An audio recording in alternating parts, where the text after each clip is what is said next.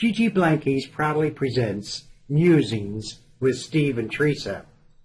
They're here to enlighten, entertain, and inform about issues they think are important.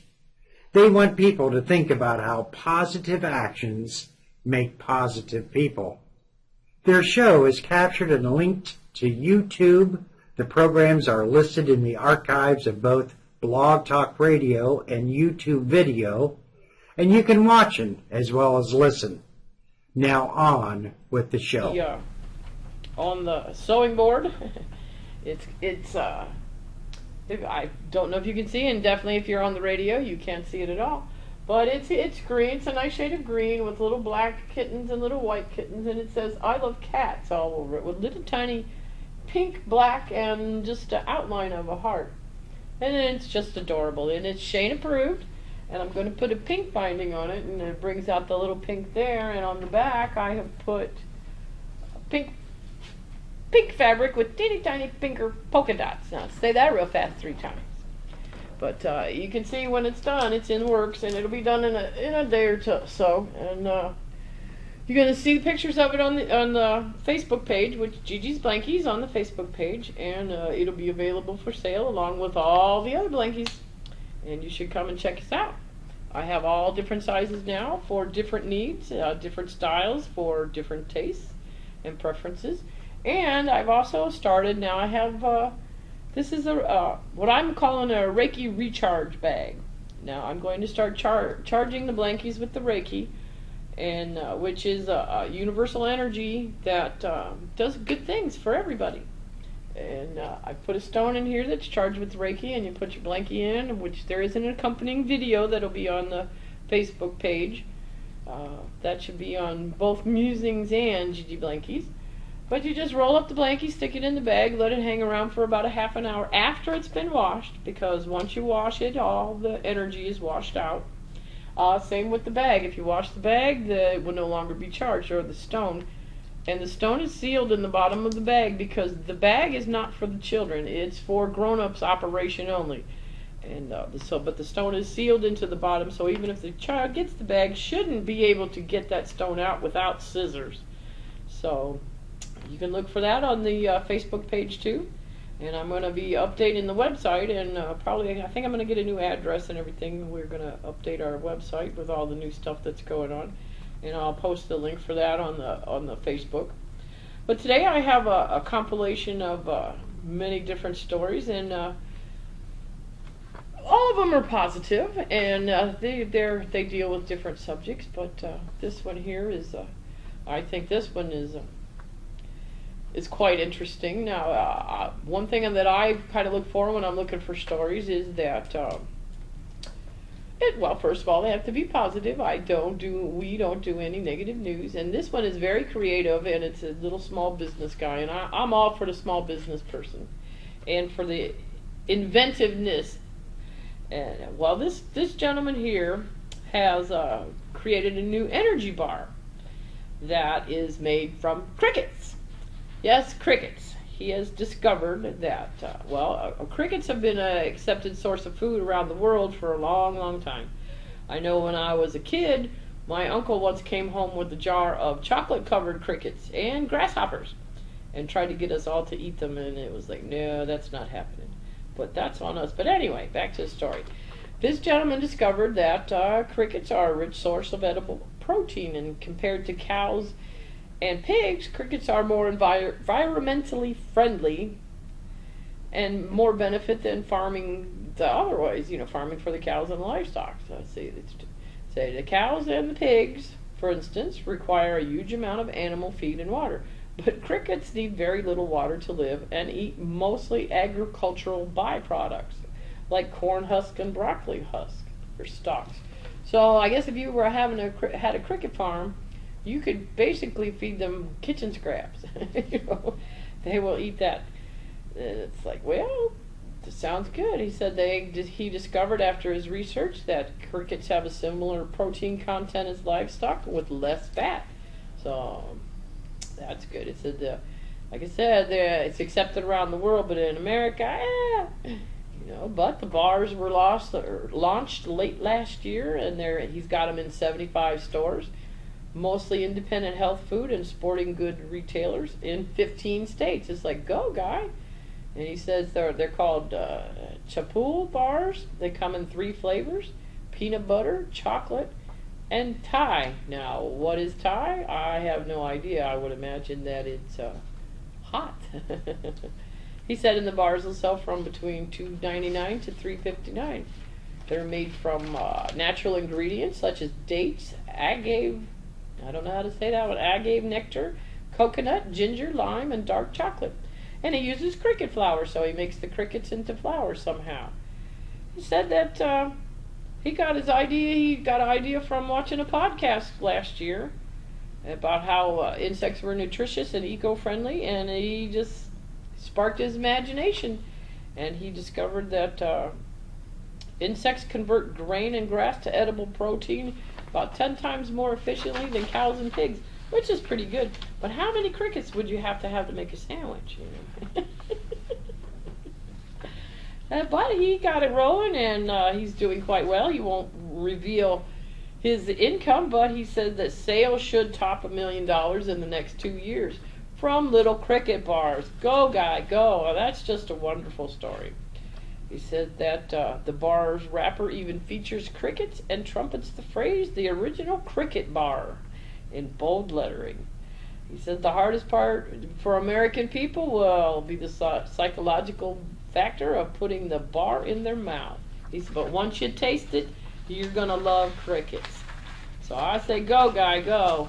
A cricket in every pot, right? Yeah, so I know my uncle used to bring home all kinds of strange things like that, chocolate-covered ants and grasshoppers and crickets. And like I said, people around the world are eating all that stuff. It's about time for us to catch up. Let's see now. Next one I have here, a while back I did a little article or a little story about a phenomenon, hey, I said it right, that has been occurring around the world that's gotten its own name called the hum. And people across the planet are hearing a strange humming, droning noise in the dead of night, usually after they go to bed. And, well, it's still happening. It's like a year ago I was looking at my research. It's been about a year ago since I did that story. And it's still happening around the world. They said from Canada to England. And they said, only hear it at night. It sounds like a diesel engine running, like a diesel truck running just down the street. And people go and they look and they can't find it. They don't know what it is. And there's all kinds of theories. Like some is that certain people are sensitive to electromagnetic waves and somehow they're hearing them. But I guess it's not quite auditory, but it's more in the ear, and they think it's not tinnitus, that ringing in the hum ears. And it is affecting people, and they don't know what it is. But there's also a theory it could be all the cellular telephone transmissions. But even in the United States, reports date back to 1990 in Taos, New Mexico, Kokomo, Indiana. They've not found out the source of the hum, and it's still going on. Now, my theory on the hum is that with all the things that I've been researching and reading in the last year, 2 years, about frequencies and vibrations of the planet and ascension and what the Earth is going through, raising vibrations and everything, that this humming is just the planet raising its frequencies. And when everything vibrates, it makes noise. So I don't know. I wanted to update that because I think it's amazing that it's still happening and nobody can find it. And I don't think it's from the magnetic waves. Some of these places, there's nobody around other than like teeny tiny little towns and villages. And here's another one for the "Did you ever wonder" pile. Now, I know we all know that gas and oil comes from fossils, right? So, did you ever think about where gold comes from? You know, the oil, when you get oil and that comes from the dinosaurs getting squished in the fossils, and it's made. They found an explanation for it, and we know how oil is made, right? But I was thinking the other day, like other precious metals that we have, where do they come from? Did you ever think about where silver comes from or gold? Sure, we get it out of the ground, but I was thinking, but I never heard a story about, well, this falls down and then it gets compressed by the earth and then the gold is made. It's like, no, I didn't have a story for, or any information for where gold comes from. But however, I did find a story about what the scientists think could be the origins of gold, and this kind of blew me away. So they think that all the gold on Earth might have come from cosmic crashes between super dense dead stars. That's right, cosmic crashes between super dense dead stars. Well, they think that the collision of two neutron stars, the tiny, incredible, dense core of exploded stars, could catalyze the creation of the valuable metal. Now, again, this is only the space guys. They look out into space. They can tell a lot of things by color, size, and they watch the sky a lot. And they've discovered that gamma burst radiations, when they crumb, they think it makes gold. And I think he said they estimate that the amount of gold produced and ejected during the merger of two neutron stars may be as large as 10 million masses. 10 moon masses! Haha! 10 moon masses. Well, that's still millions and millions of somethings. 10 moon masses. He said that's quite a lot of bling. And Carl Sagan once said, "We're all stardust. The star stuff, and our jewelry is colliding star stuff." Now, I find that amazing that they've just figured that out. It's like, well, why not? They said gold is rare on Earth because it's rare in the universe. I find that amazing that gold. And I wonder if silver comes from that way too, and some of the other precious metals, platinum. So this will provoke some more research. I found another interesting little tidbit here that it's Etch-a-Sketch tech support. Now, I don't know if your children play with Etch-a-Sketch or your grandchildren, but mine do. I still have mine from when I was a child, even though it leaks and it still works. But anyway, I found a little story or a little article here about Etch-a-Sketch tech support. And it's kind of like a question-answer thing, so we're going to just run through it here. So the first question is, my Etch-a-Sketch has a distorted display. What should I do? Answer, pick it up and shake it. My Etch-a-Sketch has these funny little lines all over the screen. Pick it up and shake it. So how do I turn my Etch-a-Sketch off? Pick it up and shake it. Set it down. My Etch-a-Sketch has lines that prevent me from doing my art project. Pick it up and shake it. How do I delete a document from my Etch-a-Sketch? Pick it up and shake it. How do I keep from losing my Etch-a-Sketch document? Stop shaking it. I think that one was a good one because, like I said, Etch-a-Sketch tech support. I can see somebody worrying about how do I do that. And it's like, well, okay. Let's see, what do we got here? I got plenty of stories here now. Let me see what's next. Well, since we were just doing a golden outer space story here, here's another one about space.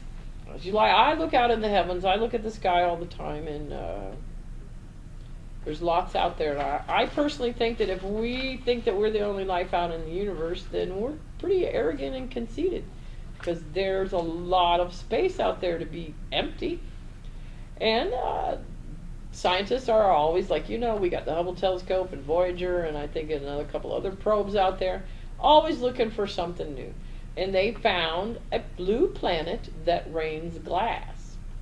It said, glass? It said, yep. They found a pale blue dot planet orbiting the star HD 189733.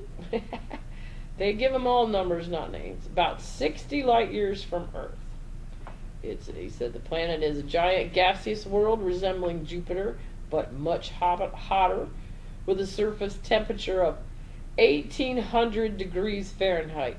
Now, 1800 degrees Fahrenheit will melt about everything. They said they have rainstorms of glass and the winds that reach 4,000 miles per hour. So there's probably not going to be much on the planet that we would call normal, like no trees, no grass. With 4,000 mile an hour winds and 1,800 degree temperatures, it's probably raining glass. Yeah, but they think it's they're all excited about it, and they said that they know it's blue. They can figure out what stuff is going on by the colors, because here on Earth, when somebody looks at our planet from outer space, the blue is produced in part because the sun's light is scattered in all directions by the air molecules. And so when it gets to us, it looks like its sky is blue. And they figured that that's kind of what's going on there, but glassy silica particles do the scattering, and there's no ocean to enhance the effects through radiation. So pretty much what they're seeing is what they're seeing. But they're all excited about it, and it's got them all geared up for more and more studies. And there's even a plan floated around a little bit about sending a Voyager there or a Voyager-like probe to go visit that system. And they said 60,000 or 60 light years isn't that far away. The Milky Way spans about 100,000 light years. Now, a light year is pretty far. If Voyager headed in the right direction, it would take, at its current speed, it would take about 1.2 million years to get there. So I don't think that's going to happen until they can find a better fuel source. Yeah. And I just want to tell you, we've got the new blankies are going. I've always got something on the drawing board, the cutting table, sewing table, because it does have that process. And this one's a new one. It's going to be I Love Cats is what this one is. It's the green background with black and white cats kind of smiling. Some of them are smiling and some of them aren't. And it says I Love Cats on it. I put the pink binding on it to bring out the little pink on here. And I think, yes, this is a girl blankie. But, and I do make a lot of those, but I also have one of these panels that I'm going to put a darker background on and a dark binding so that a little boy could enjoy it too. Now, he could love cats too. It's okay for little boys to love cats and to tell people. So I'm going to make another one of these that'd be for male children. And again, I got the Reiki bags here that we've just started. And the Reiki bags are all handmade. Again, all these Gigi's blankies each one is handmade. Now, and I'm Gigi, and I make them all by myself, pretty much. And I make them, each one is unique. No two are the same. Even if they look the same, if they're made out of the same style of fabric, they're not the same, because I'll put a different background on one or different binding on something. So they're all different and all unique. And little kids need these blankies, because with the toddlers, if you think about all that a toddler has to deal with, toddlers, that's got to be, aside from adulthood, one of the most stressful times in our life. Because there you are, you got this new body to work. You got to learn how to work the body. You got to learn how to speak English. You got to learn how to get along with the family.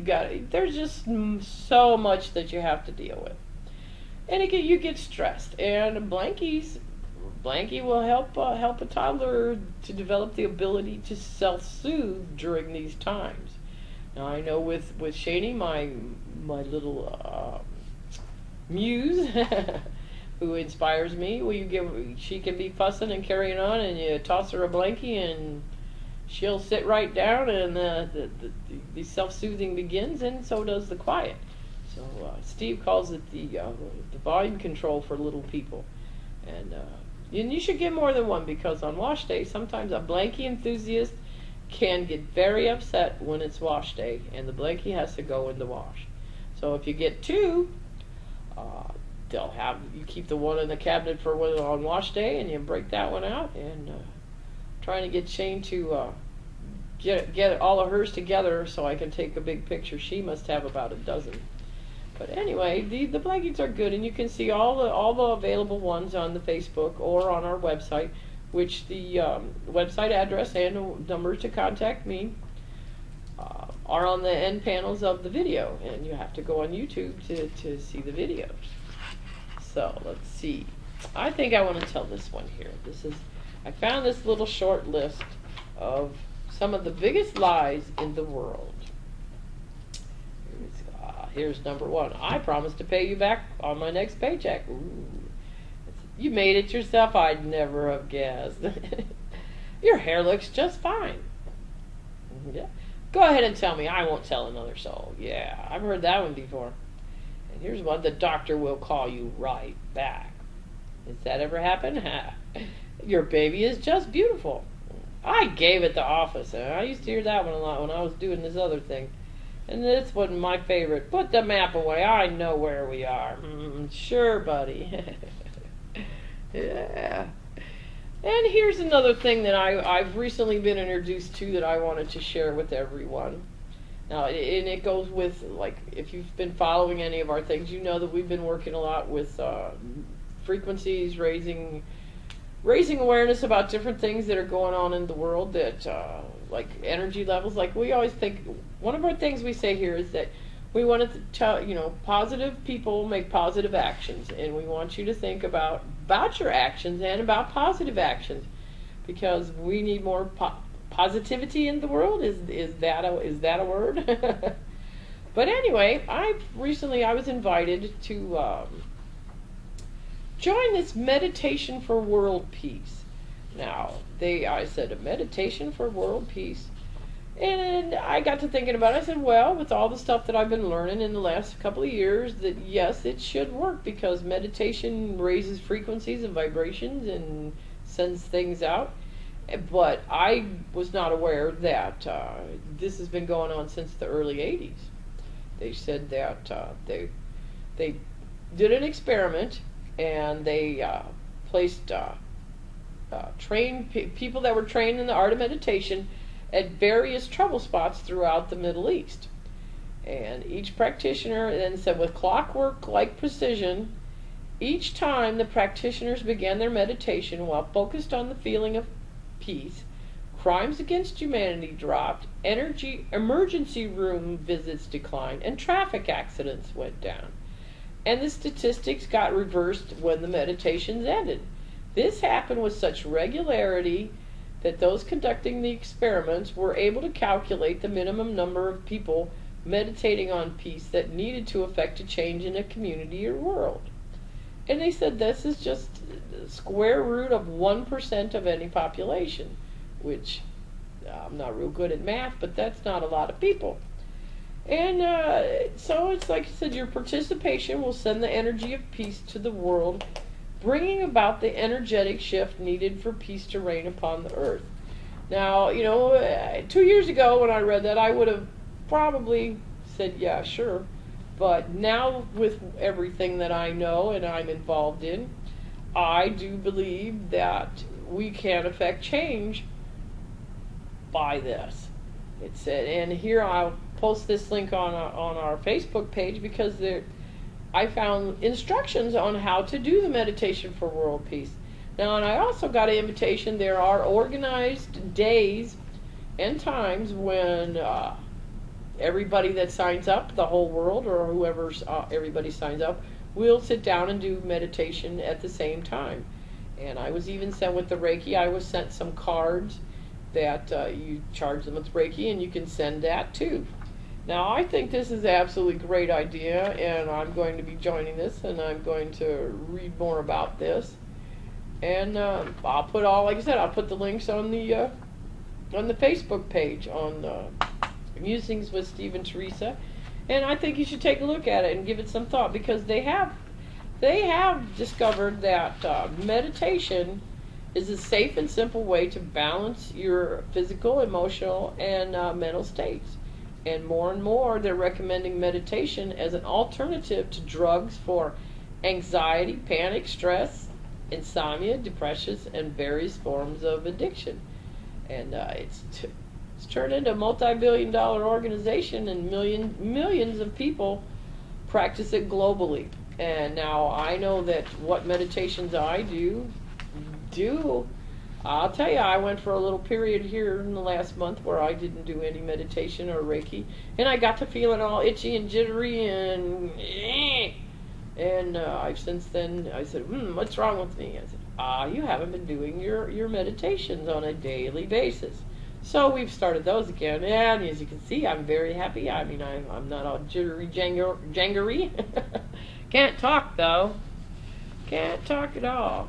Well, we're getting down to the end of our day, our show here, but I do have this cute little story that I found. It's about two mischievous brothers.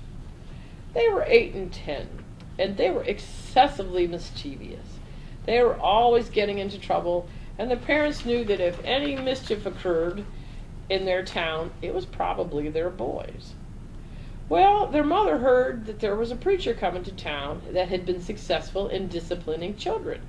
So she asked if he would speak to her boys. The preacher agreed, but he wanted to see them one at a time. The mother sent the 8-year-old in the morning, and the older boy was to go in the afternoon.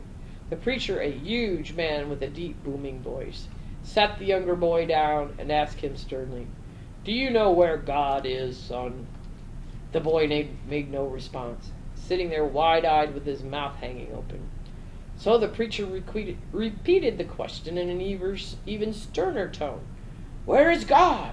Again the boy made no attempt to answer. The preacher then shook his finger in the boy's face and bellowed, "Where is God?" The boy screamed, bolted from the room, ran directly home, and dove into his closet, slamming the door behind him. When his older brother found him in the closet, he asked, "What happened?" The younger boy, gasping for breath, replied, "We are in big trouble this time. God is missing, and they think we did it." I thought that was a pretty good one. Yeah, I've met some little boys like that. So, well, I think I've come to the end of my material. Just want to remind you that you can view all of Gigi's Blankies on the Facebook page and on our website, which the link will be posted or is posted on the Facebook page. And there's new blankies coming every so often. And I have one thing I just want to. When I was looking through my email today, scanning the subject lines, I saw one that made me smile, and it says, "Free ebooks, another excuse to buy fabric." Now that may not mean it's not funny to some people, but to me it's like, free ebooks, a reason to buy fabric. Well, anything's good to a reason to buy fabric. So I'll be reading that one later. But I want to thank you for joining us today, and on behalf of me and Steve, like I said, thank you. I'm Teresa, and I was here to enlighten, entertain, and inform about some things I thought were pretty neat. And I want you to think about how positive actions make positive people. So be nice during the week, and do some random act of kindness. And don't tell anybody about it. Make an anonymous random act of kindness. I have those happen to me once in a while, and they're absolutely delightful. And again, thank you for joining us, and should have something for you next week. And so, have a good weekend. Weekend. See ya. Gigi Blankies, thank you for listening to the podcast today. This program is archived at Blog Talk Radio, captured and archived for YouTube video, and linked to Facebook as Musings with Steve and Teresa. Think positive, be positive, live positive, and enjoy.